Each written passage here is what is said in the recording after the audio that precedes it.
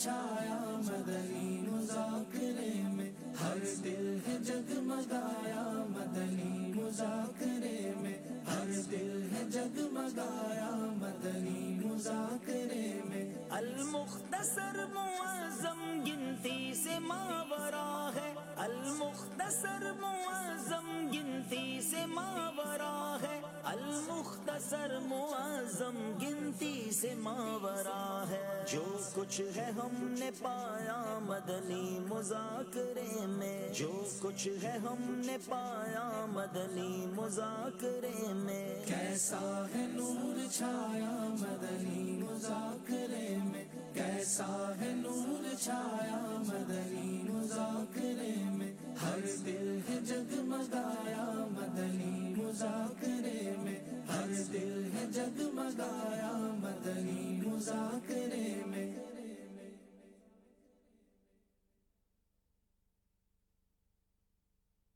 کیسا ہے نور چھایا مدنی مذاکرے میں، کیسا ہے نور چھایا مدنی مذاکرے میں، کیسا ہے نور چھایا مدنی مذاکرے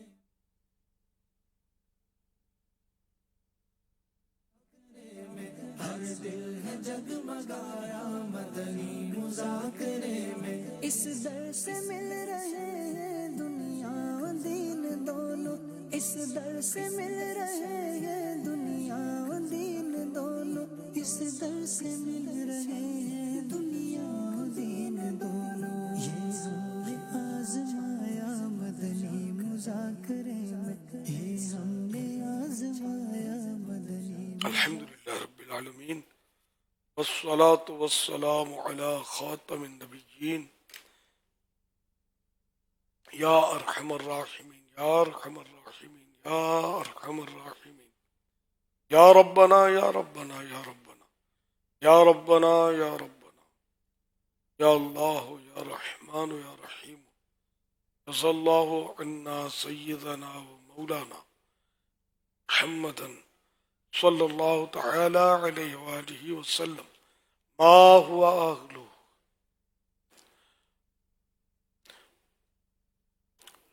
اللهم أنت السلام ومنك السلام، تباركت يا ذا الجلال والإكرام، رب أعني على ذكرك وشكرك وحسن عبادتك۔ اللهم سلمني من رمضان وسلم رمضان لي وسلمه مني۔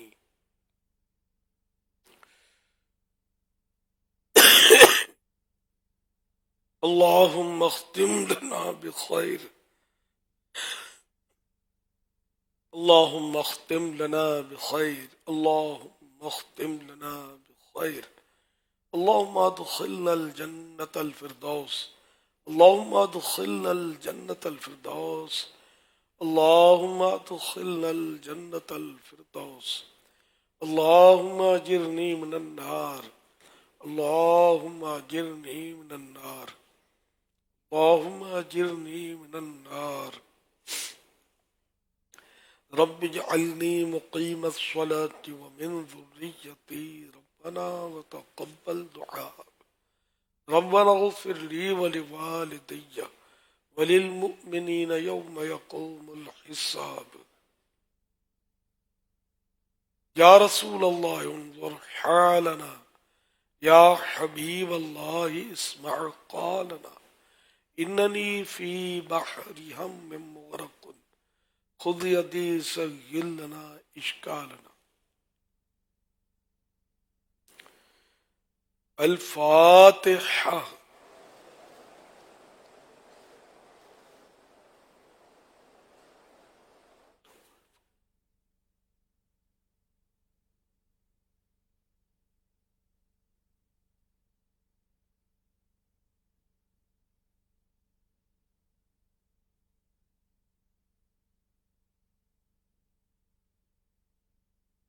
قال الله تعالى في شان حبيبه: إن الله وملائكته يصلون على النبي يا أيها الذين آمنوا صلوا عليه وسلموا تسليما۔ صلی اللہ علی النبی الأمی وآلہ صلی اللہ علیہ وسلم صلاة و سلاما علیکہ یا سیدی یا سیدی یا سیدی یا مکی یا مدنی یا عربی یا قرشی یا ہاشمی یا مطلبی یا رسول اللہ. سبحان ربک رب العزت عما یصفون سلام علی المرسلین والحمد للہ رب العالمین. لا الہ الا اللہ محمد الرسول اللہ صلی اللہ علیہ وآلہ وسلم. الحمد للہ رب العالمین والصلاة والسلام علی خاتم النبی.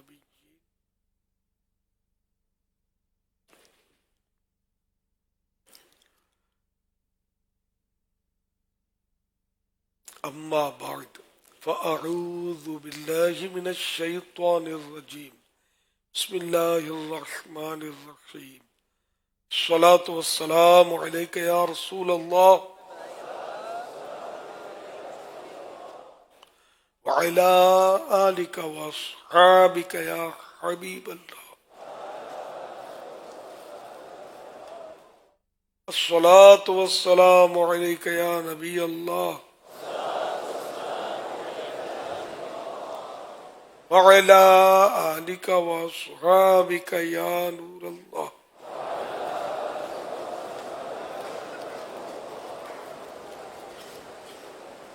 فرمانے آخری نبی صلی اللہ علیہ وآلہ وسلم جو قوم کسی مجلس میں بیٹھے اللہ پاک کا ذکر اور نبی پر درود نہ پڑھے وہ قیامت کے دن جب اس کی جزا دیکھیں گے تو ان پر حسرت طاری ہوگی اگرچہ جنت میں داخل ہو جائیں.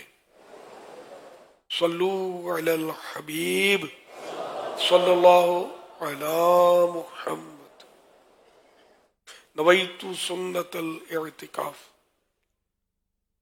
جو معتکفین نہیں ہیں وہ اعتکاف کی نیت کر لیں. جب تک مسجد میں رہیں گے نفل اعتکاف کا ثواب ملتا رہے گا. مسجد سے باہر نکلیں گے تو یہ نفل اعتکاف ختم ہو جائے گا. یاد رکھیے مسجد میں کھانا پینا سونا سحری افطار آب زمزم شریف پینا دم کیا پانی پینا نیاز کھانا وغیرہ اسی صورت میں جائز ہوتے ہیں جبکہ اعتکاف کی نیت کی ہو. نیت نہیں کی تھی تو جو معتکف نہیں ہے وہ افطار نہیں کر سکیں گے. ہاں نیت کر لیجئے اور اب افطار کر لیجئے. تاہم مناسب طریقہ یہ ہے کہ اعتکاف کی نیت ثواب کے لیے کریں اور ذکر و درود کر لیں. چاہیں تو 12 بار درود پاک پڑھ لیں. اب بے شک آپ افطار وغیرہ کر لیں. صلو علی الحبیب صلی اللہ علی محمد. 1444 ہجری کے رمضان المبارک کی آج 22ویں روزے کی عصر پڑھ کر معتکفین عالمی مدنی مرکز فیضان مدینہ میں جمع ہیں. مدنی مذاکرے کا سلسلہ ہے. آپ سوالات کیجئے. ہر سوال کا جواب بے ثواب دے سکوں درست دے پاؤں یہ ضروری نہیں. بن پڑا تو عرض کرنے کی کوشش کی جائے گی. بھول کرتا پائیں فوراً میری اصلاح فرمائیں. مجھے آئے بائیں شائع کرتا اپنے کہے پر بلا وجہ قائم رہتا اصرار کرتا نہیں بلکہ اپنی بھول ہوگی تو اسے قبول کرتا پائیں گے. صلو علی الحبیب صلی اللہ علی محمد.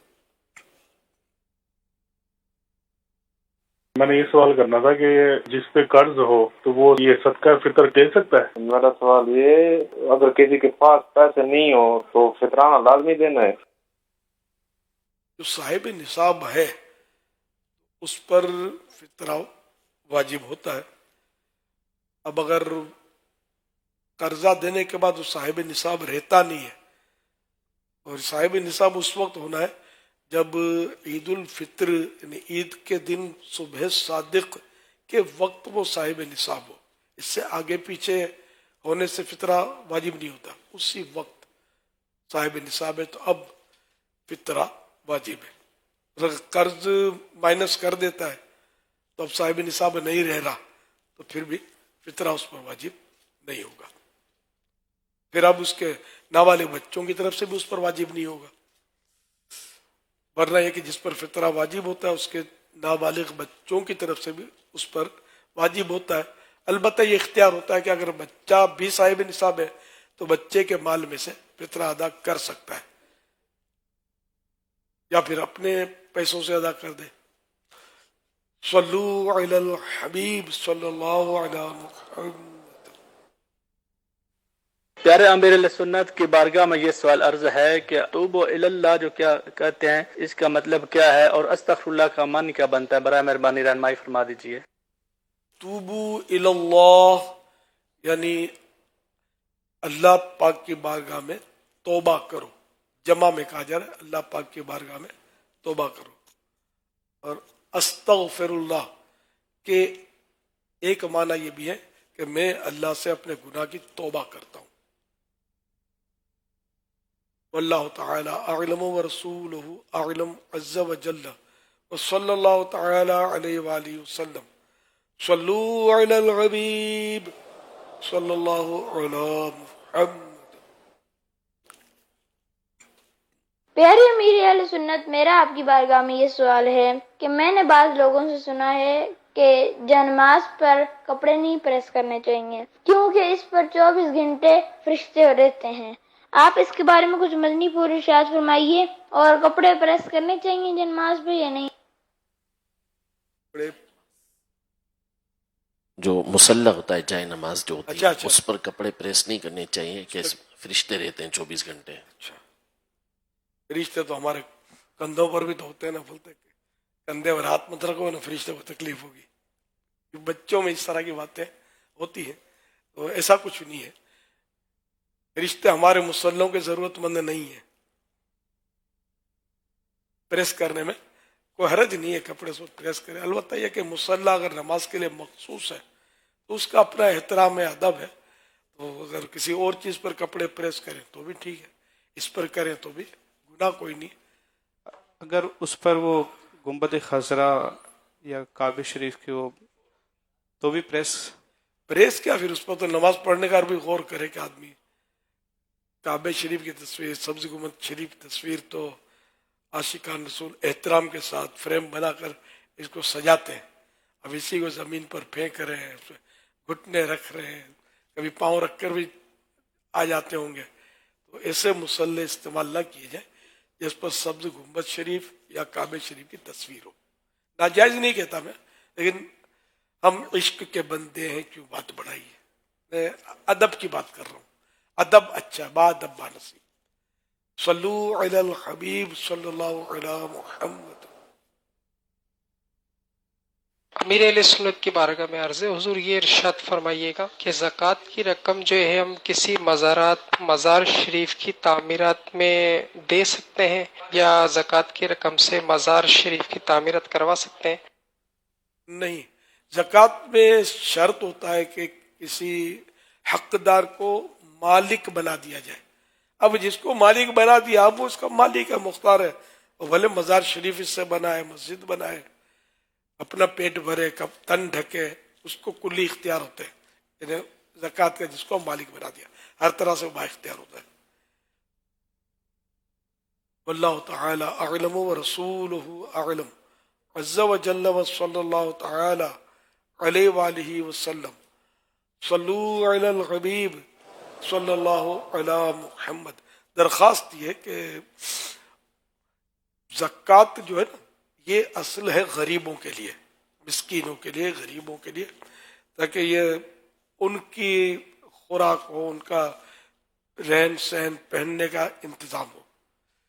اب رہا یہ کہ دوسرے کاموں میں زکوٰۃ کا صرف کرنا، تو پہلے تو لوگ دین کے کاموں میں بڑھ چڑھ کر حصہ لیتے تھے، اب نہیں لیتے، اتنا مالی طور پر بھی اب نہیں لیتے. علماء نے زکوٰۃ کا حیلہ کر کے دینی مدارس، تعمیر مساجد وغیرہ پر خرچ کرنے کی اجازت دی ہے. تو بہتر تو یہ تھا کہ لوگ صاف پیسہ اس میں دیتے، نہیں دیتے. زکوٰۃ میں جوڑے گھسا دیتے ہیں، زکوٰۃ بھی نہیں دیتے آسانی سے، ان کے پیچھے پھرنا پڑتا ہے. تو اب ایسی صورت میں دیگر کاموں پر بعض لوگ جو صاحب حیثیت ہوتے ہیں تو وہ لوگ زکوٰۃ کا ہیلا کر کے اپنے پاس رقم رکھ لیتے ہیں. سن تو لیجیے، وہ رقم رکھتے ہیں، پھر علماء کو اس سے تحفے دیتے ہیں. مجھے پتا ہے تحفے تحائف دیتے ہیں، سادات کرام کو نذرانے دیتے ہیں. یہ طریقہ ٹھیک نہیں ہے. علماء کو بھی صاف پیسے، سیدوں کے نانا جان کا تو صدقہ ہم کھا رہے، ان کو مطلب صاف پیسے نظر کیے جائیں. اب اگر کوئی ایسا ہے کہ وہ زکوٰۃ کے بغیر نہیں مدد کرنا چاہتا اور سید ہے غریب مسکین، تو مالی اعتبار سے بیچارہ کمزور ہے سید صاحب، بیچارہ نکل گیا میرے منہ سے، بیچارہ میں، سادات تو چارہ ہی چارہ ہے ہمارا. تو خیر، تو ان کو مطلب یعنی کہ اب نظر کرنے کا نہیں ہے، مطلب نہیں کر پا رہا ہوں، تو اب زکوٰۃ کا ہیلا کر کے سید کو دے سکتا ہے. اب یہ بھی کیا ہے کہ مدد ہی کی صورت ہے، لیکن عالم دین کو جو صرف نذرانہ دیتے ہیں، کوئی خوبصورت عطر کی شیشی دی، کوئی سوٹ پیس دیا، اس طرح، تو یہ مطلب زکوٰۃ ان کاموں کے لیے استعمال نہ کی جائے. دینی کاموں کے لیے مجبوراً استعمال ہو رہی ہے، ہونا صاف پیسہ چاہیے تھا، مجبوری ہے. تو یہ ذرا پوائنٹ ذہن میں رکھیے گا. تو اسی طرح مزار شریف کی تعمیر اگر واقعی کو ولی اللہ کا مزار ہے تو ایک اچھا کام ہے، لیکن اس میں بھی صاف پیسے استعمال کرنا یہی مناسب ہے. صلو علی الحبیب صلی اللہ علی محمد. مطلق یہ مسئلہ معلوم کرنا ہے کہ ایک شخص جس سے ملاقات مشکل ہے، یعنی وہ دور رہتا ہے اور کسی وجہ سے ناراض ہو جاتا ہے اور منانے کے لیے اسے کال کی جاتی ہے تو ریپلائی میسج آتا ہے کہ میرے پاس آپ کی کال اٹینڈ کرنے کا وقت نہیں. دوبارہ 1-2 دن کے بعد کال کی جاتی ہے تب بھی وہ کال اٹینڈ نہیں کرتا. تو اب جو شخص منانے کی کوشش کر رہا ہے وہ بری الذمہ ہو گیا یا ابھی اسے مزید کوششیں کرنی چاہیے؟ اگر اس نے کوئی حق تلفی کی ہے، جیسے بندے کا حق تلف ہوتا ہے، تو اس کو تو آخری سانس تک کرنی پڑے گی کوشش. یعنی ایک مبالغہ کر رہا ہوں کہ وہ کوشش جاری رکھے کہ اس کو منائے. اور اگر اس کا قصور نہیں ہے، منانا یعنی کہ یہ احتیاطاً منا رہا ہے یا ویسے احتراماً منا رہا ہے، تو یہ تو ویسے ضروری نہیں تھا، واجب نہیں تھا اس پر. یا خواب کو ایسا دیکھ لیا ہے جس میں دیکھ لیا کہ وہ ناراض ہو گیا ہے، تو اب بھی منانا ضروری نہیں ہے. تو جب تک پوری صورتحال سامنے نہ ہو جواب پروپر دیا نہیں جا سکتا. واللہ تعالی اعلم ورسولہ اعلم عز وجل وصلی اللہ تعالی علیہ وآلہ وسلم. صلو علی الحبیب صلی اللہ تعالی علی محمد. حضور بعض اوقات جو ہے نا لوگ ایک دوسرے کو جو معافیاں مانگتے ہیں، مگر دیکھا جاتا ہے کہ یہ ان کے معافی میں جو ہے نا وہ مال ضائع کیا ہوا ہوتا ہے. ایک محاورہ میں نے پڑھا تھا، وہ میں دیکھ رہا تھا، داموں کا روٹھا باتوں سے نہیں مانتا. یعنی اگر آپ کسی کے پیسے ہی لے کر بیٹھے ہوئے ہیں، اس کو پتہ ہے کہ بھائی آپ مجھ سے بات کیوں کر رہے ہیں، آپ مجھے میسج کیوں کر رہے ہیں، آپ مجھے میری پیمنٹ کر دو نا. اب اگلے نے پیمنٹ نہیں کرنی ہے، تو یہ جو محاورہ ہے نا، داموں کا روٹھا باتوں سے نہیں مانتا. جس کا جو گیا ہے اس کو لوٹانا پڑے گا، ورنہ اس کا ماننا مشکل ہے. اگر اسی کو صورت ہو تو اس کو دیکھ لیا جائے. اصل ہمارے یہاں کیا وہ معاف کرنا، بولا چلا معاف کرنا، اس طرح یہ سارے حقوق ایک دم سے مسکرا کر آپ بولو کہ کلیئر ہو گئے، تو یہ نہیں ہوتا. کسی کے گھر میں آپ بیٹھ گئے یا بہن کی وراثت کا مال کھا گئے یا کسی کا بھی مطلب حق کھا کر آپ بیٹھ گئے، کسی کے پلاٹ پر اگر آپ بیٹھ گئے، اس طرح کی کئی چیزیں ایسی ہوتی جو بندہ کسی کا حق دبا کر بیٹھ جاتا ہے اور پھر وہ حق واپس نہیں کرتا، کہتا ہے یار معاف کر دو. تو ایسی صورتوں میں بعض اوقات بہت مشکل اور آزمائش ہو جاتی ہے سامنے والے کے لیے. اس نے بڑی اذیت کے دن گزارے ہوتے ہیں. تو اس صورتحال میں اگر کسی کے ساتھ ہو تو وہ بھی دیکھ لی جائے.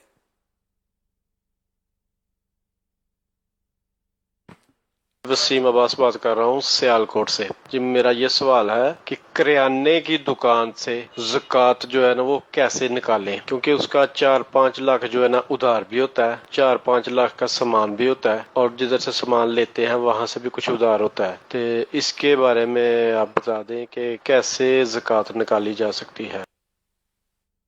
टैक्स देना होता है वो भी अपना हिसाब तो करते ही होंगे, अगर जो होनेस्ट होंगे टैक्स देते होंगे अपने हिसाब से दुरुस्त, तो उसको हिसाब करना होगा। तो ज़कात में भी हिसाब तो करना पड़ेगा ना। 4-5 का 5 लाख आप तस्वुर कर लें कि मेरे पास है, 4 करेंगे तो हो सकता है 5 हो, यूं करके आप हिसाब, जो भी अनाज है पता होता है इतनी बोरियां हैं, आधी बोरी है, इसके वजन वजान सब किए जा सकते हैं, पॉसिबल है, मुमकिन है। अपनी तरफ से ज्यादा जाए कम ना जाए, और जो कर्जा है वो बेशक आप उसको माइनस करें, आप पर जो कर्जा चढ़ा हुआ है हिसाब, जैसे कि 50 लाख का आपके पास माल या साबित हुआ कि है 45 है, आपने एहतियातन 50 लाख का कर लिया कि भाई 50 है, अब आपके पास 15 लाख कर्जा चढ़ा हुआ है, देने किसी को, तो 50 में से 35 माइनस 15 माइनस कर दें, 35 लाख हो गए। 35 लाख का 2.5% ज़कात देनी है सालाना, जो भी इसके शराइत पाए जाने, तो अब ये कि इसकी 2.5% ज़कात अदा कर दीजिए। तो और भी छोटी छोटी चीज़ों के कारोबार तो होते हैं, तो हिसाब करना चाहिए कि अल्लाह की राह में देना है और माल का मेल देना है। फिर ये ऐसा है कि नहीं देता तो भी फर्ज होने की सूरत में नहीं देता तो गुनाहगार है।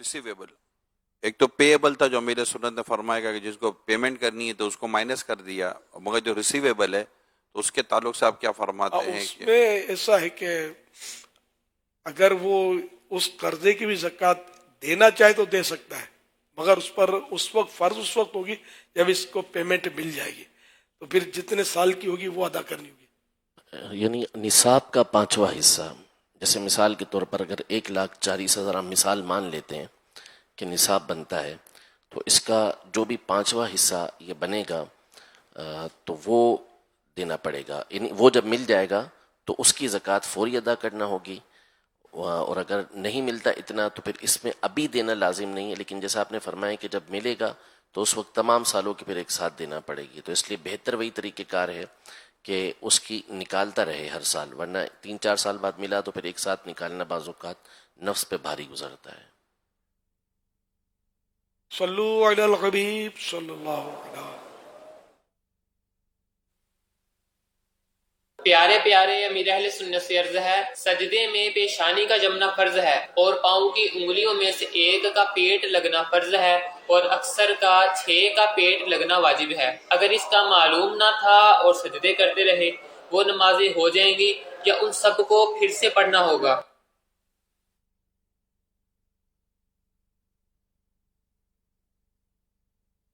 ये कि कोई नमाज का फर्ज अगर छूटता रहा मालूमात ना होने की वजह से, इस पर ये नहीं कि आइंदा ख्याल रखेंगे तौबा कर दी, बल्कि इस अदा तो करना होगा, कज़ा करनी होगी।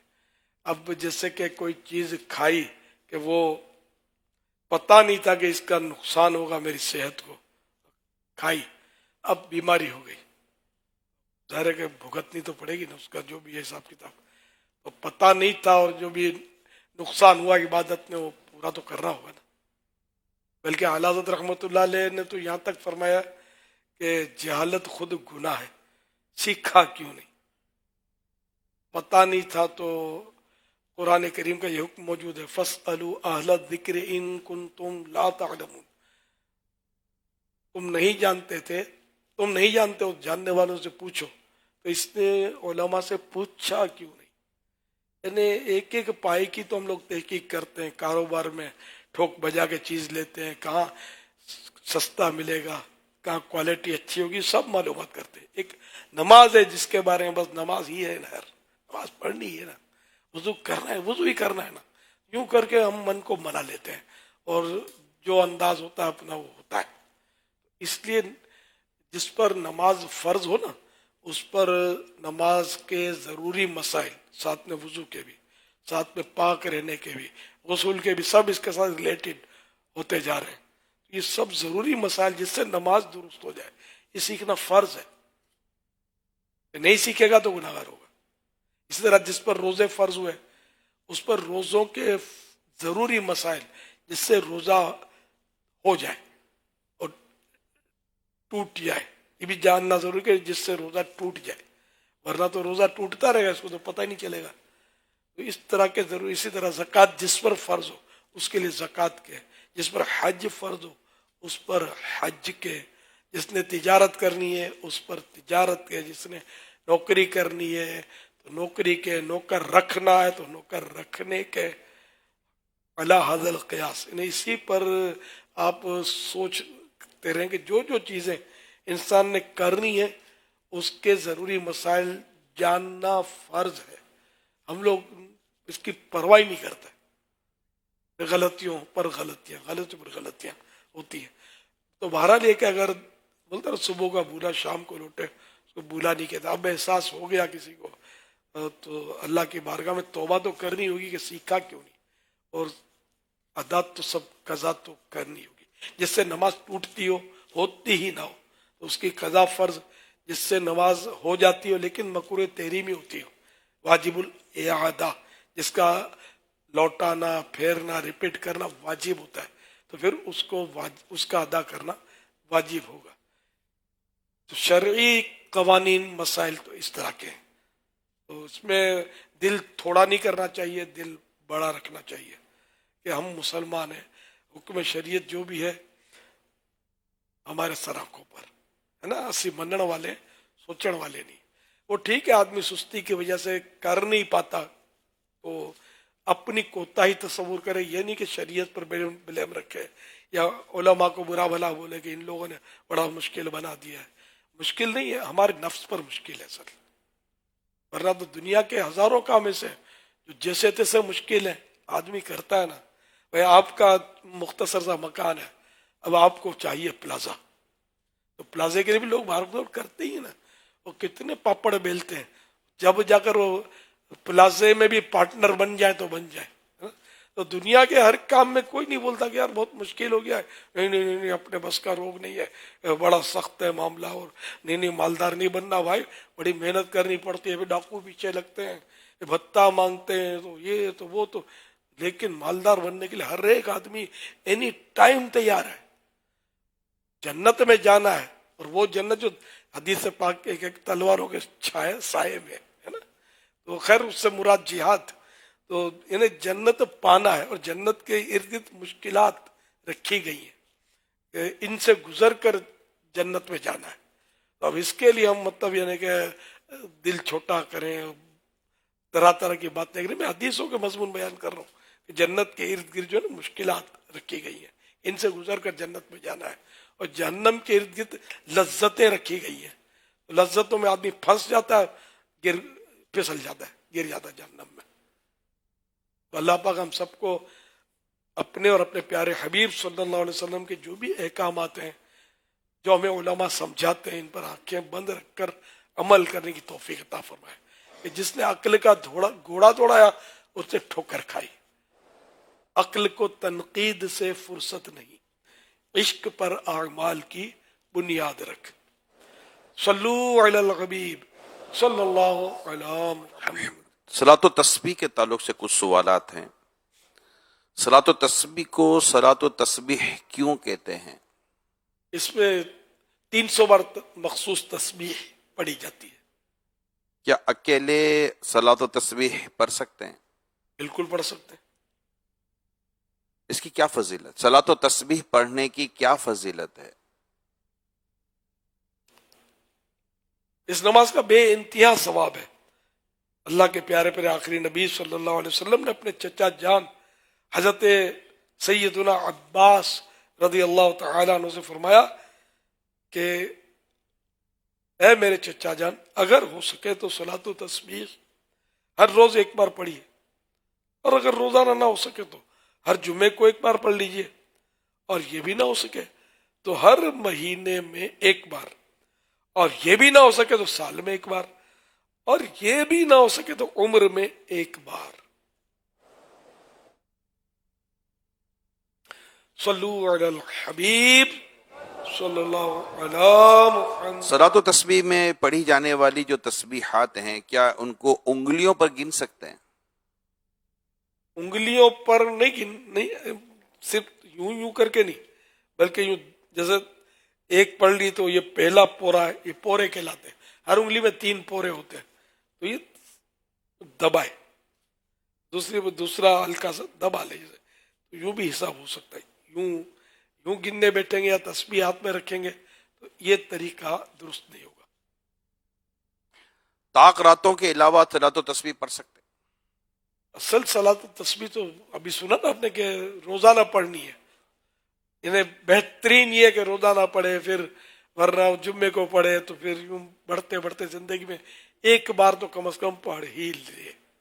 بہتر وقت ظہر کے بعد ہے اس کا, دوپہر ظہر کی فرض نماز سے پہلے. اچھا, ہر وقت غیر مکروہ بھئی یہ صلاۃ و تسبیح پڑھ سکتے ہیں, اور بہتر یہ کہ ظہر سے پہلے پڑھے. یعنی ظہر کی نماز کا وقت شروع ہو گیا تو اب پہلے صلاۃ و تسبیح پڑھ لے, پھر نماز ظہر پڑھے, یہ بہتر ہے. اب ہمارے یہاں تو خیر رات کو اعتکاف میں پڑھی جاتی ہے, بڑی راتوں میں, تو درست ہے, اس میں کوئی کراہت کوئی ممانعت نہیں ہے, لیکن بہتر وہ تھا ظہر کے وقت ظاہر کہ پبلک جمع ہونا یہ دشوار. اگر کوئی صلاۃ و تسبیح نہ پڑھے اس کے لیے کیا حکم ہے؟ گناہگار نہیں ہوگا, ایک فضیلت سے محروم ہوا. کیا رمضان کے علاوہ صلاۃ و تسبیح پڑھ سکتے؟ ابھی ہو گیا نا اس سوال, الگ الگ پڑھ سکتے. صلاۃ و تسبیح کی جماعت کے لیے کتنے لوگوں کا ہونا ضروری ہے؟ سر اس کی کوئی جماعت واجب تو ہے نہیں, جماعت سے اس لیے ہم پڑھتے ہیں کہ اس بہانے لوگ پڑھ لیتے ہیں. تو پھر اپنے جماعت کے جو شرائط ہیں کہ ایک امام ہو, اور اس کے برابر اگر میں ایک بھی کھڑا ہو گیا تب بھی ٹھیک ہے. اس کی مطلب ٹخنے سے امام کا مقتدی کے ٹخنے سے ٹخنا جو ہے ایڑی, امام کی ایڑی مقتدی کی ایڑی سے آگے ہو, اور بہتر یہ کہ مقتدی جو ہے وہ ساتھ ہو اور ایڑی تھوڑی سی آگے ہو اس کی. امام کی ایڑی جو ہے وہ مقتدی کی ایڑی سے آگے ہو, اور یہ مقتدی جو ہے یہ ہے بائیں طرف, میرا خیال ہے لیفٹ سائڈ. اچھا, مقتدی سیدھی جانب ہو, اور ایک دو ہوں تو وہ دو بھی کھڑے ہو سکتے ہیں, لیکن مکروہ تنزیہی ہے امام کے برابر اس طرح کھڑے ہوئے تو, اور 3 اگر امام کے ساتھ اس طرح کھڑے ہوئے تو اب مکروہ تحریمی ہے کہ 3 کی صف پوری ہوتی ہے, تو اب امام کا آگے ہونا ضروری ہے, مقتدیوں کا پیچھے. نماز ہو جائے گی لیکن وہی مکروہ تحریمی عمل ہے. یہ صلاۃ و تسبیح میں کون سی صورتیں پڑھنا بہتر ہے؟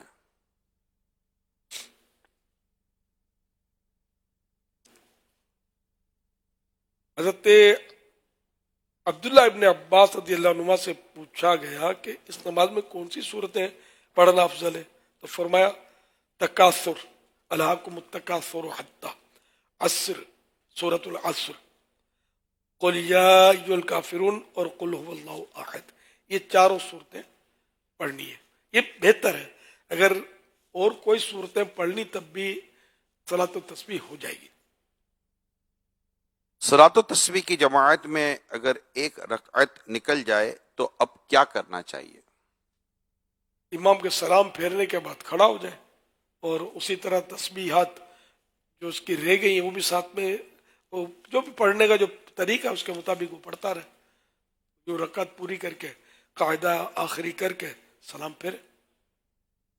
عورتیں بھی صلاۃ و تسبیح گھر میں ادا کر لیا کریں اکیلے میں؟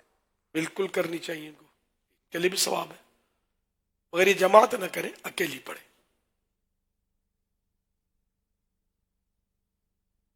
بہتر جماعت کے بغیر ہی، ہاں اکیلے ہی پڑھنا بہتر ہے. جماعت تو ہم سہولت کے لیے کر لیتے ہیں، عورتوں کے لیے، مردوں کے لیے بھی بہتر اکیلے ہے. عورتوں کے لیے تو ضروری ہے کہ وہ اکیلی ہی پڑھے.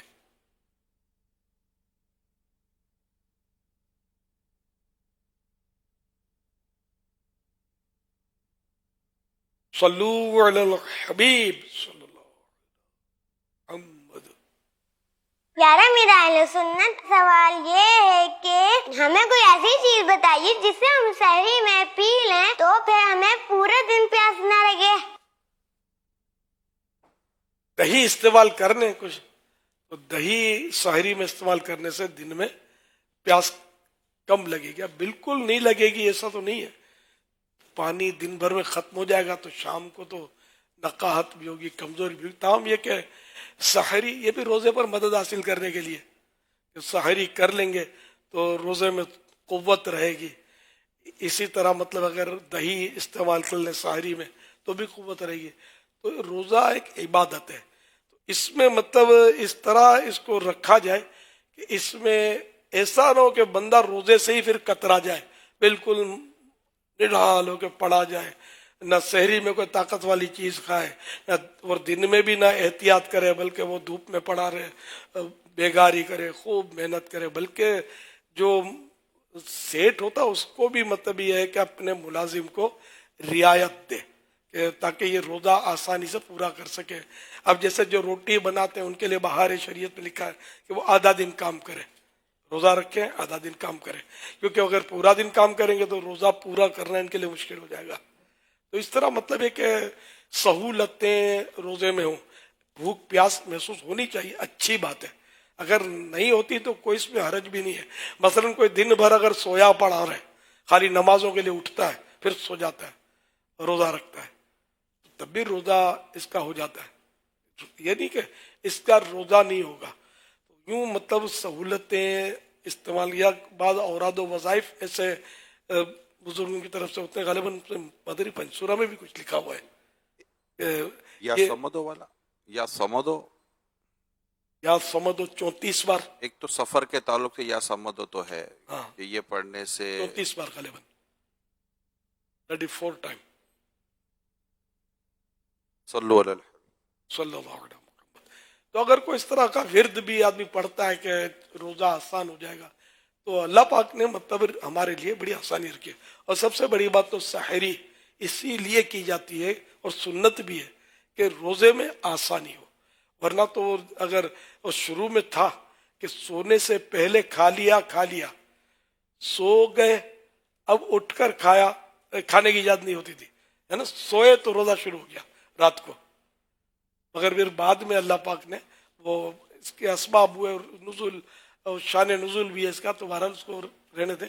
تو اس میں یہ کہ پھر رعایت ہوئی کہ صبح صادق تک رات کو کھا پی سکتے ہیں. تب رات کو آدمی کھاتا ہے پیتا ہے بتدریج کھاتا ہے. اب ایک ساتھ سارے پانی آدمی پی لے، سارا کھانا ڈال لے تو یہ ظاہر کہ نہیں ہو سکتا. تو تھوڑا تھوڑا کر کے گلاس آدھا گلاس پیتے پیتے پیتے مطلب یہ ہو جاتا ہے کہ یہ وہ پانی کا اتنا اسٹاک ہو جائے گا کہ دن کو بھی اس کو وہ اسٹاک کام آتا رہے گا. اچھا، اب شدت پیاس سے بچنے کے لیے 3 روحانی علاج. بعد نماز فجر اعوذ باللہ من الشیطان الرجیم بسم اللہ الرحمن الرحیم پڑھ کر صرف ایک بار سورۃ الکوثر پڑھ کر ہاتھوں پر دم کر کے چہرے پر پھیر لیجئے. انشاءاللہ الکریم روزے کی حالت میں پیاس کی شدت میں کمی محسوس کریں گے آپ. نمبر 2، یا مجیدو گرمیوں میں وقتاً فوقتاً پڑھتے رہیے، انشاءاللہ الکریم پیاس سے امن ملے گا. نمبر 3، یا ماجدو 10 بار پڑھ کر لیمو پانی وغیرہ پر دم کر کے گرمی کے موسم میں پیئیں، انشاءاللہ الکریم بیماری سے حفاظت ہوگی. اسی طرح روزے میں پیاس کی شدت سے حفاظت کے لیے سحری کھا کر ایک کھجور چبائیے اور ساتھ ہی پانی کا ایک گھونٹ منہ میں بھر لیجئے. دونوں کو اچھی طرح ہلا جلا کر مکس کر کے نگل لیجئے. اسی طرح پر ایک ایک کر کے 3 کھجوریں کھائیے، انشاءاللہ الکریم روزے میں سارا دن پیاس کی شدت سے حفاظت ہوگی. پیاس تو لگے گی لیکن یعنی کہ آدمی نہیں بالکل نڈال ہو جاتا ہے، نہ نماز میں دل لگتا ہے، نہ مطلب روزہ پورا ہونا. بولتے بہت روزہ میرے کو لگا ہے، بہت لگا ہے بولتے ہیں بعض لوگ. تو یہ کیفیت پھر اس میں پریشانی کا اظہار، یہ بھی ظاہر کے آدمی کے لیے آزمائش ہے. یعنی اتنا پیاسا بھوکا ہو جائے، کمزور پڑ جائے کہ نماز ہی نہ پڑھ سکے. تو اس کے پہلے سے اگر اس کی کوئی سی تدبیریں کر لے نا کہ روزہ بھی خوش دلی کے ساتھ اس کا پورا ہوتا رہے اور دیگر عبادات بھی وہ بجا لاتا رہے. صلو علی الحبیب صلی اللہ تعالی علی محمد. یا سمدو سواد سے یا سمدو 134 بار 134 ٹائم ڈیلی پڑھیے، بھوک اور پیاس سے امن رہے گا. یہ جو نسخہ یہ اعلیٰ حضرت رحمۃ اللہ علیہ کا عطا فرمودہ ہے، یہ اپنے انوار البشارہ میں اعلیٰ حضرت نے لکھا ہے. فتح رضویہ کا ایک رسالہ ہے انوار البشارہ، بہار شریعت میں بھی لکھا ہے. یا سمدو 134 134 بار روزانہ پڑھیے، بھوک اور پیاس سے امن رہے گا. یہ سفر حج کے لیے آپ نے مشورہ دیا ہے. تو سفر حج یہ پورا عبادت ہے. تو اب اس میں بولے کہ نہیں یہ بھائی یہ عمل نہیں کرو، بھوک پیاس برداشت کرو، زیادہ ثواب ملے گا، تو ظاہر ہے کہ پھر آدمی کیسے کرے گا. تو اس طرح تدبیریں کرتا رہے، بیچ میں آرام بھی کرتا رہے، سائے میں بھی رہے، تھوڑا تھوڑا سفر کرے. پہلے تو سفر پیدل اونٹوں پر گھوڑوں پر ہوتا تھا تو یوں سہولتیں، تو اب خیر وہ صورت نہیں ہے، لیکن پھر بھی مکہ مکرمہ سے حج پیدل، اس کے ایک ایک قدم پر حرم کی 700 نیکیاں ہیں. حرم کی تو اب اس کی حرم کی ایک نیکی لاکھ نیکی کے برابر ہے. تو یوں کتنی ہوگی 7 کروڑ حرم کی. تو یعنی ہاں بس وہ تو ہر قدم قدم گن کر اعلیٰ حضرت نے وہ، لیکن ایک قدم پر 7 کروڑ نیکیاں جو مجھے یاد پڑتا بن رہی ہے. تو لاکھوں حاجی پیدل حج کرتے ہیں. مکہ شریف سے یہ پیدل چلتے ہیں میدان عرفات، اور پھر اسی طرح واپسی وہ پیدل کرتے ہیں. تو یوں ایک قدم پر غالباً 7 کروڑ نیکیاں بن رہی ہیں. یہ تو ذرا سہولتیں تو لیں گے نا، اس کے بغیر اب بالکل کڑی دھوپ میں وہ لوگ سفر کرے تو وہ تو پہنچ ہی نہیں پائے گا، تو گر پڑے گا. ہم لوگوں کی چونکہ سہولتوں والی زندگیاں ہیں، ہم برداشت نہیں کر سکتے. الحمدللہ میں نے تو کوششیں کی ہیں شروع میں پیدل مکے سے میدان عرفات اور اس طرح. اب ظاہر ہے کہ پھر طاقت نہ رہی میرے میں. ہاں ایک قدم پر 7 کروڑ نیکیاں ہیں. مکے سے اگر عرفات جائے، پھر عرفات سے واپس حج کر کے مزدلفہ، مینا شریف، پھر مکہ شریف، تو یہ سارا راستہ جو ہے اس میں ہر قدم پر 7 کروڑ نیکیاں پیدل حج کرنے والے کے لیے. تو آدمی کو حرص ہوتی ہے. جو جوان ہیں چل سکتے ہیں ان کو یہ سعادت بار بار تو حج ملتا نہیں ہے، زندگی میں ایک آدھ بار آدمی جاتا ہے. تو اگر یہ طاقت ہے، ہمت ہے، ساتھ میں عورتیں وغیرہ بھی نہیں ہے، چھڑا ہے جیسے، اس کو ہمت اگر ہوتی ہے تو کر لینی چاہیے. لیکن جو 2 قدم پر مسجد میں بھی اسکوٹر پہ چلتا ہے، جاتا ہے، آفس میں بیٹھتا ہے اسی میں، تو وہ ہمت نہیں کرے تو شاید پھر نہیں آدھے میں بیمار ہو جائے اور پھر مجھے یاد کرتا رہے کہ بڑا جوش دلا دیا تھا، اب میرا تو یاد ہوا. اس سے پہلے سے پریکٹس ہونی چاہیے پیدل چلنے کی. آپ کی وضاحت سے لگتا ہے کہ عبادت پر قوت پانے کے لیے نہ صرف اس طرح کے معاملات کو لینا جائز بلکہ بعض صورتوں میں تو مستحب بھی ہے. ہاں نہیں تو اے سی ہٹانے پڑیں گے مسجد سے، پنکھے ہٹانے پڑیں گے. اگر پنکھے بند ہو جاتے ہیں تو کیا نماز میں دل لگے گا گرمیوں میں؟ یار آج انتہائی گرمی تھی، 36 جو اس میں تھی میری 36 گرمی ہوتی ہے. تو اب یہ کہ آپ بولو کہ نماز میں تو مشقت ہونی چاہیے، محنت ہونی چاہیے، روزے میں مشقت ہونی چاہیے، تو پنکھا بند کر کے رہیں، اے سی کا تو نام بھی نہ لیں آپ، اور بالکل کمرہ بھی بند رکھیں کہ ہوا نہ آئے، اور روزے کا مزہ اٹھائیں. یار یہ تو پھر زبردستی کا سودا ہے نا. تو تو عبادت میں نماز میں دل اسی صورت میں لگے گا یا کم از کم گرمی میں پنکھا تو چل رہا ہو. اور جو اے سی کے بغیر جو نہیں، جیسا اب اس وقت غالباً اے سی چل رہا ہوگا، تو یہ کہ ہزاروں عیسائی بھائی ہیں، تو اگر اے سی چل رہا ہے تو ٹھیک ہے، مطلب یعنی کہ اطمینان سے علم دین سیکھ رہے. اگر گرمی ہے، پسینہ بہہ رہا ہے، خارشیں کر رہے ہیں اور دل مطلب کھلی فضا میں جانے کو چاہتا ہے، ایک نقصان ہی تو ہوگا. یہ نماز میں بھی دل نہیں لگے گا. سہولت جو شریعت نے جائز رکھی وہ لے سکتے ہیں، بلکہ لینی چاہیے تاکہ ہماری عبادت اچھی طرح ہو سکے.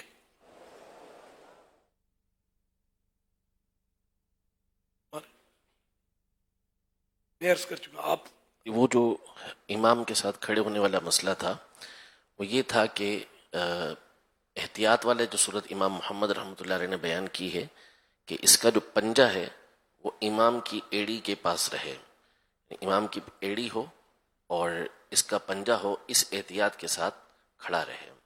ورنہ اصل تو یہ ہے کہ اس کی ایڑی امام کی ایڑی سے آگے نہیں ہونی چاہیے، ایڑی امام کے برابر یا پیچھے ہو. پنجہ بھلے اس کا لمبا ہے مثال کے طور پہ امام سے، تو اگر وہ آگے ہو جاتا ہے تو مسئلہ نہیں، لیکن احتیاط اس کے اندر ہے. دوسرا یہ کہ اگر دو سے زیادہ مقتدی امام کے قریب کھڑے ہو گئے تو جس طرح یہ فعل مکروہ تو نماز بھی مکروہ تحریمی واجب الاعادہ ہوگی اگر تین بندے قریب ہو کے کھڑے ہو جاتے ہیں اس طرح. تو مکروہ تحریمی یعنی امام سمیت تینوں پر، جی تینوں پر، چاروں پر ہو جائے گی. جی بالکل. ورنہ یہ کہ امام اگر آگے بڑھ گیا نا، جگہ ہے امام آگے بڑھ گیا تو پھر وہ قرات دفع ہو جائے گی نا. جی بالکل. تیسرا آیا یا دوسرا آیا تو امام آگے بڑھ جائے، 2 قدم میں بڑھنا ہوگا آگے، 2 قدم میں. ایسا تو نہیں ہے. اچھا، نہیں، صف کی مقدار آگے صف کی مقدار آگے بڑھ جائے، جگہ بعض اوقات ہوتی ہے. جی تو آگے بڑھ گیا تو اب یہ بھلے 2 آئے 3 آئے 100 آئے، صف پوری بن گئی. 3 میں صف بن جاتی ہے، 3 کی صف پوری صف. اب کی اس وضاحت سے ایک یہ بات اگر ہم مشورہ دے سکتے ہیں کہ اگر اس طرح امام ایک کے ساتھ نماز پڑھ رہے ہیں تو چونکہ امکان ہوتا ہے بعضوں کا سفر میں، ایئرپورٹ پر، مختلف جگہوں پر، اسٹیشن پر آپ نماز پڑھ رہے ہیں تو کوئی بھی آ کر جماعت سے آپ کے ساتھ شریک ہو جاتا ہے، تو امام کو کئی مسائل کا علم ہو تو امام ایسی جگہ پر اپنی امامت شروع کرے آگے ستھرا رکھ کر کہ اگر وہ کوئی آ جائے تو عام آدمی کو عموماً پتہ نہیں ہوتا، وہ ساتھ ہی کھڑے ہو جاتے ہیں. تو امام کے پاس کم از کم اتنی گنجائش ہو کہ ایک صف آگے قدم بڑھا کر وہ آگے بڑھ سکے. ورنہ پھر یہ ہوگا کہ پھر مکروہ تحریمی ہونے کا یا مکروہ تنزیہ ہونے کا پھر یہ مسئلہ رہے گا. اس میں اگر مقتدی کو علم ہو نا، مقتدی کو علم نہیں ہوتا. جیسے ایک مقتدی امام کے برابر میں کھڑا ہوا ہے، اب دوسرا نماز کے لیے آیا تو اس کو چاہیے کہ اس مقتدی کو ہاتھ پیچھے لگائے. اب اس کو بھی اتنا علم ہونا چاہیے کہ اس نے ہاتھ لگایا ہے تو مجھے ہٹنا ہے پیچھے. اچھا، اب ہٹنے میں پھر ایک نزاکت ہے، اگر یہ فوراً نہ ہٹے، یہ تھوڑا رک جائے اور اب یہ ذہن بنا کہ نیت کرے کہ حکم شریعت ہے کہ دوسرا آیا ہے اس لیے مجھے پیچھے ہٹنا ہے، تو یہ حکم شریعت پر عمل کرتے ہوئے پیچھے ہٹے. اگر یہ سمجھ کے ہٹے گا کہ یہ بلا رہا ہے اس کی اطاعت کی کہ میں پیچھے ہٹ جاؤں، اس میں کیا ہوگا؟ جب یعنی کہ ہاتھ لگایا اور اس نیت سے پیچھے ہٹا کہ اس کی اطاعت کی، یہ ہٹا مجھے کہہ رہا پیچھے آ جاؤ، تو کیا ہوگا؟ نماز گئی، اس کی نماز ٹوٹ گئی نا، کہ اس کی اس نے اطاعت کی. غیر مقتدی تو کا رک جائے، اس نے پیچھے مطلب ہاتھ یوں رکھا تو مقتدی پہلے رکے تھوڑا اور اب یہ نیت کرے کہ حکم شریعت ہے اس لیے میں پیچھے ہٹ رہا ہوں. یہ بول رہا ہے اس لیے پیچھے ہٹ رہا، یہ نہیں، یہ بول رہا ہے اس لیے پیچھے ہٹ رہا ہوں تو نماز پھر ٹوٹ گئی. جی، یعنی اس میں پھر یہ ہونا چاہیے کہ وہ مقتدی کو سکھا دے، جب ایسا کھڑا ہو رہا ہو امام، جیسے بازو پیچھے اگر ہاتھ مارے گا تو بیچارہ والے کو کون سکھائے گا؟ ہاتھ نہیں مارے گا یا کوئی آ کر یوں کھینچی نہ لے پیچھے. اگر حضور وہ بہرحال یہ وہاں کے لیے دینی مدارس ہوتے ہیں، ایسا ماحول جہاں ہوتا ہے، تو ایسے موقع پر جن کو مسائل سب کو معلوم ہو نا تو وہ عمل کر سکتے ہیں. آج کل تو بالکل آوے گا ہوائی بگڑا. تو اگر آپ اجازت دیں، ہزاروں معتکفین ہیں ماشاءاللہ، ایک تعداد ہے، اگر ہم تھوڑا سا ایک پریکٹیکل نہ کر لیں، یہ امام صاحب ہیں، ان کو آگے کھڑا کرتے ہیں، ٹھیک ہے، اور یہ ان کے ساتھ मुक्तदी बन के खड़े हो जाते हैं, मैं पीछे से आकर हाथ मारता हूँ तो आप बयान फरमाते जाएं, हम थोड़ा अमल करते जाएंगे। इसमें तो फिर ये कि यहाँ जो इमाम सब नमाज पढ़ाते हैं तो ये छोड़ छोड़ के सब दो तीन जमातें करें, वो फिर आप तजर्बा हो जाए ना, वो फिर बताएगा क्या करना चाहिए, एक प्रैक्टिकल हो जाए। ये कभी सफर में काम आती है ये चीजें। बाकी यहाँ तो मस्जिदों हैं माशाअल्लाह, तो आपको मस्जिद में कोई शरई मजबूरी नहीं है तो इमाम के पीछे ही बाजमात नमाज। मसाजिद में भी बातों का ऐसा हो जाता है जैसे जमात एक पेरी चली गई, जमात उला चली गई, जब पीछे से कोई आए बाद में आए तो अब ये दो आए हैं तो इन्होंने चलो यार अपने जमात करा लेते हैं, तो वो जैसे वो जमा शुरू करेंगे तो पीछे से एक आकर उसके साथ खड़ा हो जाएगा, फिर तीसरा भी आकर खड़ा हो जाएगा। तो अगर सबको एक प्रैक्टिकल हो जाए तो आपको लगता है ये कभी इत्तेफाक हो तो ऐसा कर ले, रोज रोज करेंगे तो फिर मस्जिद इंतजामिया हो सके हड़ताल करे, ये अलग अपनी 1.5 इंच की इसने कायम की है, तो मसाइल खड़े हो सकते हैं। करना चाहिए प्रैक्टिकल, बता दिया वो नहीं काफी है। जो अहले इल्म है उनको तो ये मसाइल आमतौर पे पता होते हैं, भूल गए थे तो याद दहानी हो गई, और वो बाहर जाते होंगे तो करते हैं। लेकिन अब मसला आवाम को तो, अगर 2 सफर में हम दोनों गए, आपको मसाइल पता है, आपने मेरी रहनुमाई कर दी कि भाई यूं यूं करना है अपने को, तो तीसरा कोई अजनबी आया उसने क्या करना है, या तो वो हाथ पकड़ के खींच भी लेते हैं, थोड़ा ज्यादा मालूम होता है ना, हाँ खींच बिल्कुल, बाहर मुल्कों में है ये, अरब शरीफ मक्के मदीने में ये खींच लेंगे, ये भी खतरनाक है। तो इस तरह है, इस पर अमल बस जैसे कि खुद हो ना, बिल्कुल 100% अपने मसले जानने वाले तो ही मजबूरी की सूरत में सा किया जा सकता है, वरना तो मस्जिद की नमाज जमात को शरई उज़्र न हो तो तर्क नहीं करनी चाहिए। सल्लु अलल हबीब सल्लल्लाहु अलैहि मुहम्मद। मेरे प्यारे प्यारे अमीर सुन्नत, मेरा नाम मोहम्मद आसिफ इकराम अतारी है और मैं सरगोदा से बात कर रहा हूँ। फिर आपकी खिदमत में ये सवाल अर्ज है, क्या अगर कोई छठा कलमा पढ़े तो उसकी कुफर से तौबा हो जाएगी?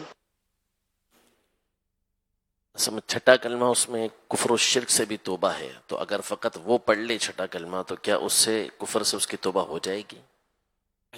अब अगर कुफ्र माज़अल्लाह किसी से हो गया है और उसको इस तरफ तवज्जो ही नहीं है, खाली वैसे ही मतलब मैंने छठा कलमा पढ़ रहा है, तो तौबा कैसे होगी जब तक उस कुफ्र से तौबा नहीं करेगा। जबकि इसको पता है कि फुला कुफ्र मैंने किया हुआ है, तो वो उसकी तरफ तवज्जो उसकी उस नीयत में शामिल है कि मैं इससे तौबा कर रहा हूँ, तो उसका भी तज़किरा करे कि मैंने फुला कुफ्र किया था, मैं उससे तौबा करता हूँ।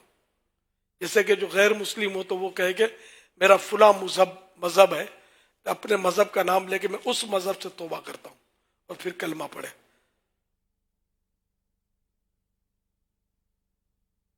वल्लाहु तआला अअलम व रसूलुहु अअलम अज़्ज़ा व जल्ल व सल्लल्लाहु तआला अलैहि व आलिहि वसल्लम सल्लु अलल हबीब सल्लल्लाहु अलैहि मुहम्मद। हाँ, किसी से याद ना हो किसी को कि कुछ बातों का कुफ्र निकल गए होंगे, वो तो एहतियाती तौबा होती है। तो इसमें जैसे हमारे यहाँ तरीक़ेकार हम करते हैं तौबा इस तरह कि या अल्लाह अगर मुझसे कोई कुफ्र हो गया हो तो उससे तौबा करता हूँ, ला इलाहा इल्लल्लाह मुहम्मदुर रसूलुल्लाह सल्लल्लाहु अलैहि वसल्लम। ये एहतियाती तौबा है, ये करते रहनी चाहिए।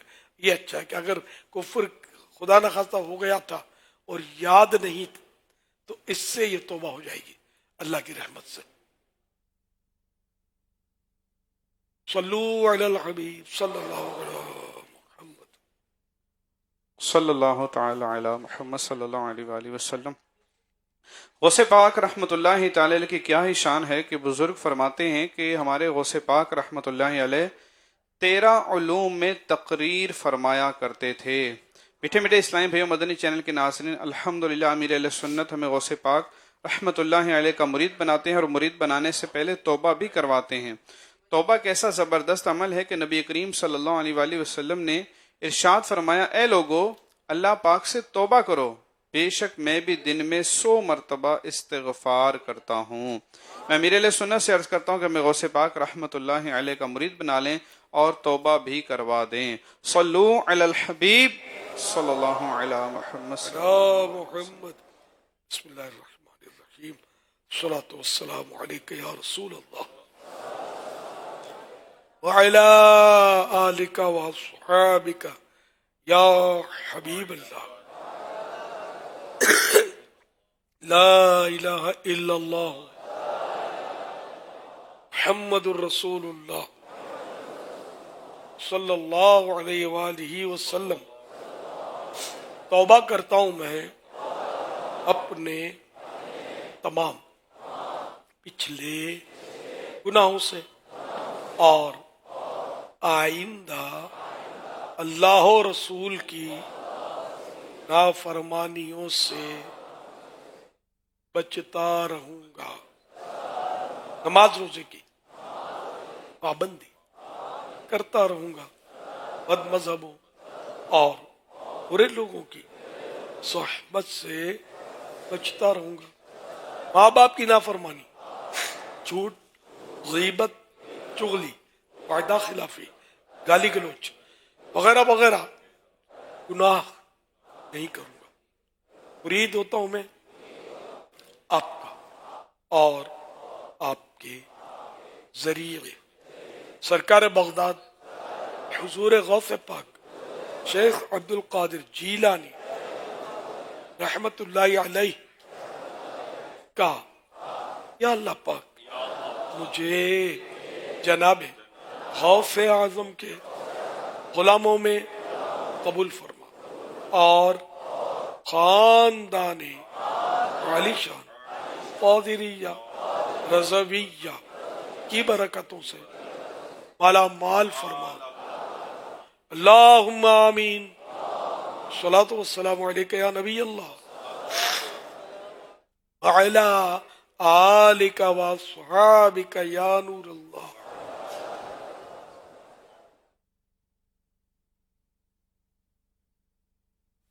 अमीर सन्नत की बारगाह में मेरा ये सवाल है कि कितने छोटे बच्चे का नमाज जनाजा होता है और ये जो स्वयं वगैरह होता है कितने छोटी उम्र में बच्चे का होता है? बच्चे में अगर जान थी, पैदा हुआ और उसमें जान थी तो उसकी नमाज जनाजा पढ़ी जाएगी, बल्कि आधे का भी कुछ लिखा हुआ है। देख लेते हैं, वो आधा पैदा हुआ जिंदा था। मुफ्ती साहब चले गए, फिर इस तरह के सवाल थोड़ा कंफ्यूजन चौथे हिस्से में बाहर शरीयत के। सल्लु अलल हबीब सल्लल्लाहु तआला अला मुहम्मद। दुआ इफ्तार। इसको इंशाअल्लाह इस सवाल का जवाब हम बाद में। अल्हम्दुलिल्लाहि रब्बिल आलमीन वस्सलातु वस्सलामु अला सय्यिदिल अंबिया वल मुरसलीन अम्मा बाद फ़ाऊज़ु बिल्लाहि मिनश शैतानिर रजीम बिस्मिल्लाहिर रहमानिर रहीम सल्लु अलल हबीब। सर झुका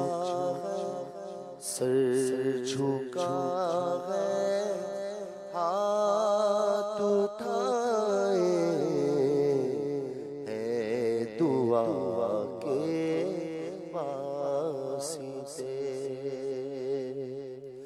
या खुदा हज का शरफ दे मुस्तफा के वास्ते। सर झुका है हाथ उठाए है दुआ के वास्ते।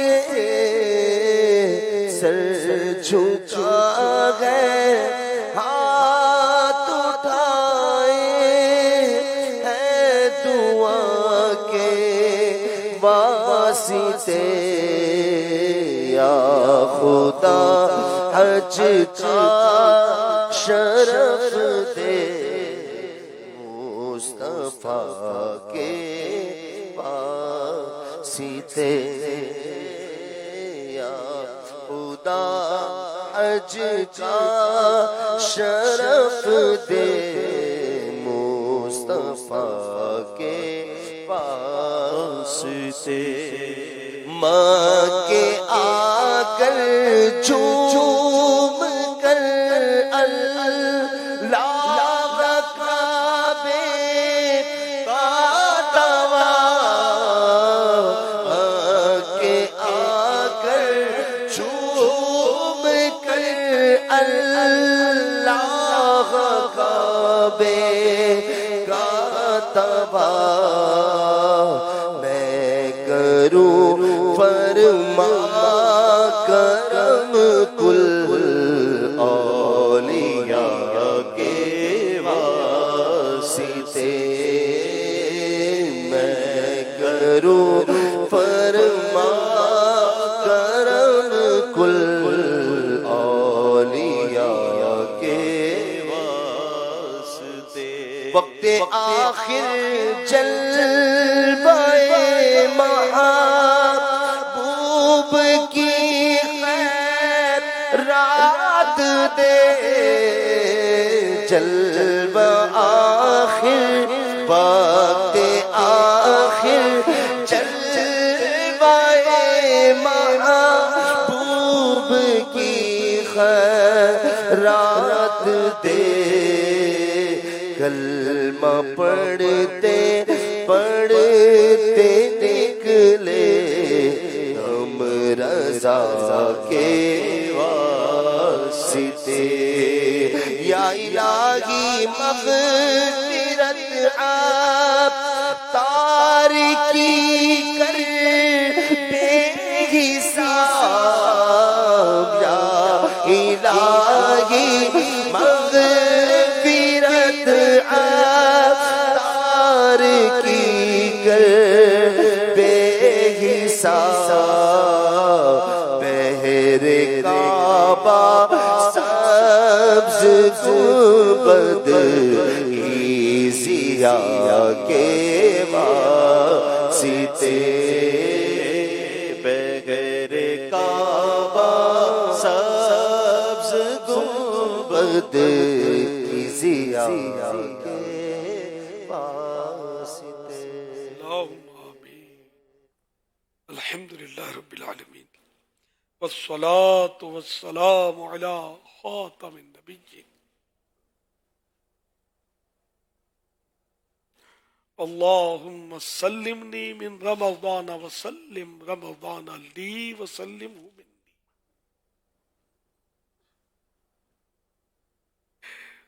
یا رب المصطفیٰ جل جلالہ وصلی اللہ تعالی علیہ وآلہ وسلم تیرے کروڑا کروڑ احسان کے ماہ رمضان سے مشرف فرمایا آج 22واں روزہ اختتام کی طرف بڑھ رہا ہے الہ العالمین یہ عشر مغفرت ہے عشر مغفرت میں خوب مغفرت کے پروانے تقسیم ہوتے ہیں الہ العالمین ہماری بھی مغفرت ہو جائے یا اللہ پاک اپنی رحمت سے ہمیں بے حساب مغفرت سے نواز دے یا اللہ پاک ہماری بے حساب مغفرت فرما ہمارے ماں باپ کی ہمارے بال بچوں کی ہمارے خاندان والوں کی ہمارے دوستوں کی احباب کی پڑوسیوں کی بے حساب مغفرت کر دے الہ العالمین پیارے محبوب کی ساری امت کی مغفرت فرما دے الہ العالمین ہماری بخشش کر دے ہمیں بخش دے تو بے حساب بخش کے ہیں بے شمار جرم دیتا ہوں واسطہ تجھے شاہ حجاز کا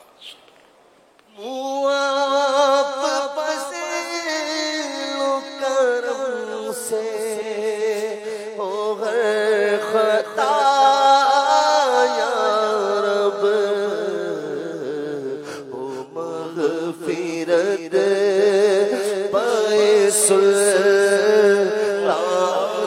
انبیاء یا رب ہو مغفرت پائے سلطان انبیاء یا رب عذاب نار سے آزادیوں کا معاشرہ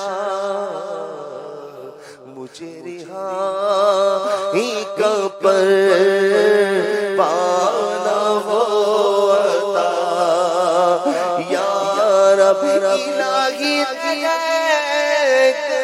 رمضان کے آخری روزے الہی رہ گئے رمضان کے آخری روزے مجھے رہائی کا پروانہ ہو عطا یا رب مجھے رہائی کا پروانہ ہو عطا یا رب۔ یا اللہ پاک عشر رحمت آیا گزر گیا، عشر مغفرت آیا وہ بھی تشریف لے گیا، اب جہنم سے آزادی کا عشرہ شروع ہو چکا، اس کے بھی 2 دن پورے ہونے کو ہیں۔ الہ العالمین جنہیں تو نے بخشا ان کا صدقہ ہمیں بخش دے، جنہیں تو نے جہنم سے آزادی نصیب کی ان کا صدقہ ہمیں بھی جہنم سے آزاد فرما دے۔ اللہم اجرنی من النار، اللہم اجرنی من النار، اللہم اجرنی من النار۔ الہی جہنم سے آزاد کر دے، الہی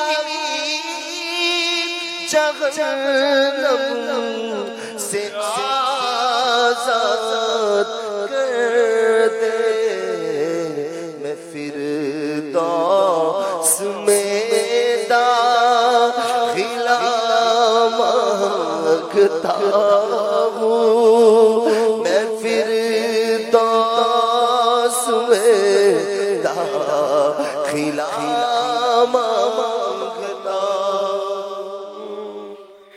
یا الہ العالمین ہمارے مریضوں کو شفا عطا فرما، نہ جانے کتنے بیمار اس وقت مدنی چینل پر دعاؤں کے لیے ہاتھ اٹھائے دعا مانگ رہے ہوں گے، پروردگار بیچاروں پر رحم کر، پر کرم فرما دے یا اللہ پاک، ان کی بیماریاں دور کر دے اور عشق رسول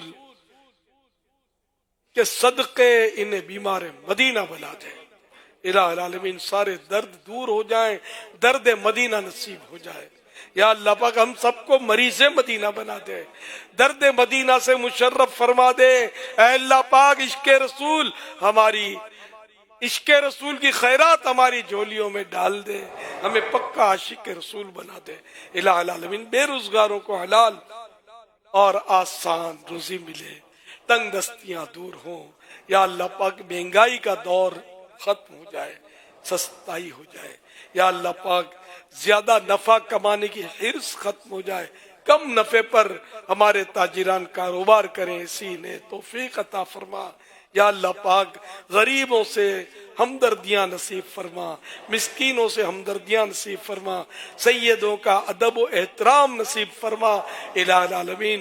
سارے مسلمانوں سے ہمیں محبت نصیب فرما، ہم سب سے ہمدردی کریں، آپس میں ایک اور نیک بن کر رہیں، مل جل کر ہم تیرے دین کی خدمت کریں۔ الہ العالمین بے اولادوں کو نیک اولاد بغیر آپریشن کے عافیت کے ساتھ عنایت ہو۔ الہ العالمین بیٹیوں کے طلبگاروں کو بیٹیاں، بیٹوں کے طلبگاروں کو بیٹے عافیت کے ساتھ بغیر آپریشن کے عطا ہو۔ الہ العالمین جن کی اولاد نافرمان ہے وہ فرما بردار ہو جائے یا اللہ پاک، جن کے گھروں میں لڑائی جھگڑے ہیں ختم ہو جائیں مولا کریم، جن کے گھروں کے سکون برباد ہیں انہیں سکون دے، راحتیں دے اے اللہ پاک، امن کا دور دورہ ہو۔ الہ العالمین ہم ایک دوسرے کے ہمدرد بن کر، خیر خواہ بن کر زندگی گزاریں اے اللہ پاک۔ ایک دوسروں کی ٹانگ کھینچنا، ایک دوسروں کی برائیاں کرنا جو آج کل ہمارے یہاں معاشرے میں بہت ہو گیا ہے، یہ سب ختم ہو جائے، ہمارا معاشرہ پر امن معاشرہ ہو، خوشحال معاشرہ ہو۔ اے اللہ پاک پریشان حالوں کو خوشحالی نصیب فرما، ان پر جھوٹے کیس بنے ہیں ختم ہو جائیں۔ مولا کریم نہ جانے کتنے بے گناہ جیلوں میں بھرے پڑے ہیں، اے اللہ پاک ان بیچاروں کو، ان مظلوم قیدیوں کو رہائی نصیب فرما۔ یا اللہ پاک مظلوم قیدیوں کو رہائی نصیب فرما، مظلوم قیدیوں کو رہائی نصیب فرما۔ یا اللہ پاک رشوت کا دور ختم ہو جائے۔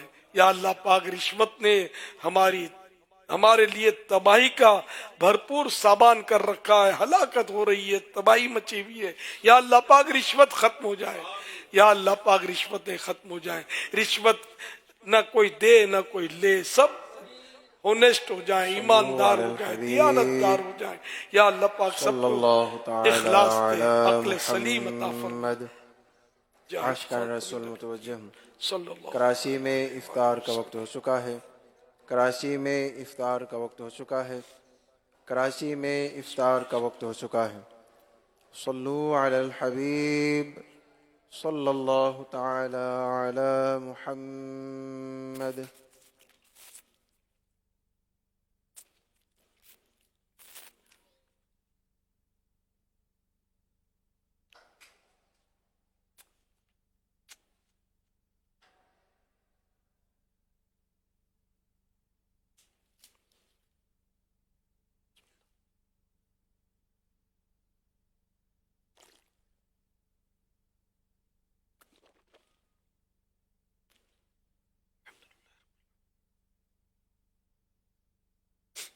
الحمد لله رب العالمين والصلاة والسلام على خاتم النبيين اللهم لك صمت وبك آمنت وعلى رزقك أفطرت۔ یا اللہ پاک تیرے کرم سے 23ویں شب شروع ہو گئی، ہو سکتا ہے یہ لیلۃ القدر ہو۔ اللہم انک عفو کریم تحب العفو فاعف عنی، اللهم إنك عفو كريم تحب العفو فاعف عني، اللهم إنك عفو كريم تحب العفو فاعف عني، اللهم أجرني من النار، اللهم أجرني من النار، اللهم أجرني من النار۔ اے اللہ جہنم سے پناہ دے دے، یا اللہ پاک جہنم سے پناہ دے، یا اللہ پاک جہنم سے آزادی نصیب فرما دے۔ اللهم ادخلنا الجنة الفردوس، اللہم ادخلنا الجنت الفردوس، اللہم ادخلنا الجنت الفردوس۔ اے اللہ پاک ہمیں جنت فردوس میں داخلہ نصیب فرما، یا اللہ پاک جنت الفردوس میں بے حساب داخلہ نصیب فرما، مولا کریم جنت الفردوس میں بے حساب داخلہ نصیب فرما۔ اللہم اختم لنا بخیر، اللہم اختم لنا بخیر، اللہم اختم لنا بخیر۔ اے اللہ پاک ہمارا خاتمہ بالخیر فرما، ایمان و عافیت کے ساتھ مدینے میں زیر گنبد خضرا جلوہ محبوب میں کلمہ پڑھتے ہوئے شہادت کا جام نصیب فرما، جنت البقیع میں مدفن ملے، جنت الفردوس میں پیارے حبیب صلی اللہ علیہ وآلہ وسلم کا پڑوس عطا ہو جائے۔ یا اللہ پاک رحمت کی نظر فرما، ہمارے بیمار اچھے ہو جائیں، مقروضوں کے قرضے اتر جائیں، بے روزگاروں کو حلال اور آسان روزی ملے، یا اللہ پاک دکھیارے سکھیارے ہو جائیں، یا اللہ پاک بدحال خوشحال ہو جائیں، سب پر رحمت کی نظر فرما۔ یا اللہ پاک ساری امت کو بخش دے، تو بے حساب بخش کہ بے حساب جرم دیتا ہوں واسطہ تجھے شاہ حجاز کا، صلی اللہ تعالی علی خیر سید۔ اللہ اکبر اللہ اکبر، اللہ اکبر، اللہ اکبر۔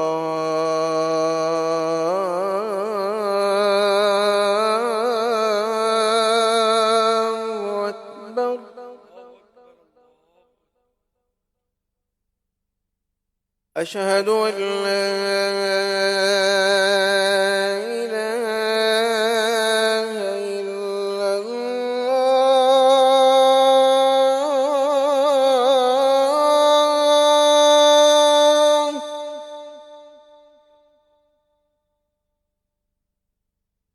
أشهد أن لا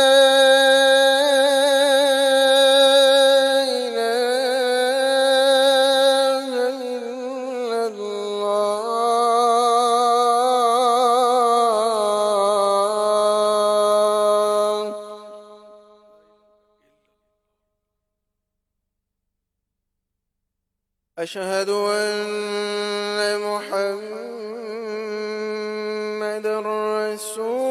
رسول الله أشهد أن محمد رسول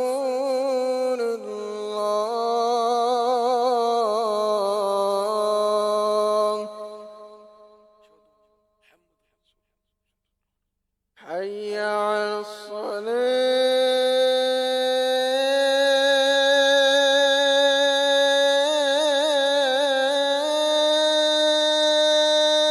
الصلاة حي على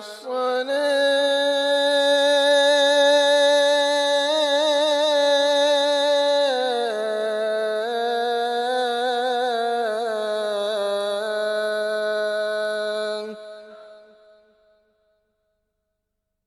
حي على الفلاح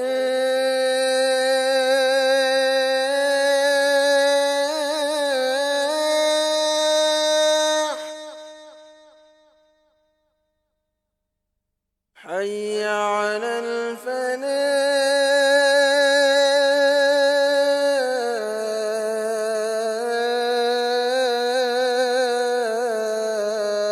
الفلاح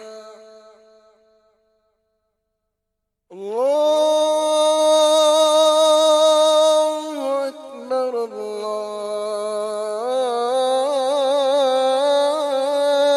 الله أكبر لا إله إلا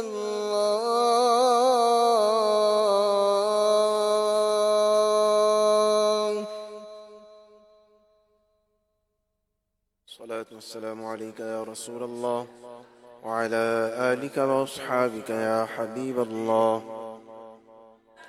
اللهم رب هذه الدعوة التامة والصلاة القائمة آت سيدنا محمدا الوسيلة والفضيلة والدرجة الرفيعة وابعثه مقاما محمودا الذي وعدته وارزقنا شفاعته يوم القيامة إنك لا تخلف الميعاد الصلاة والسلام عليك يا نبي الله وعلى آلك وأصحابك يا نور الله مغفرت کی